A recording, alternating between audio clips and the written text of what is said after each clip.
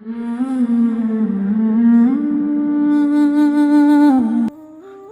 जाता हड़ूता जाए सनम हम दूरी बना ले हम। तू जाता हड़ूता जाए सनम हम दूरी बना ले हम। तुहरा याद में अखिया रोईता कौनो मजबूरी बता दे हम।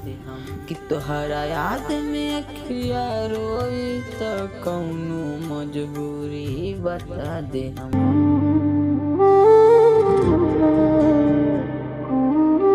तू गइलो एगो लइका के जिंदगी बर्बाद करके ससुरारी।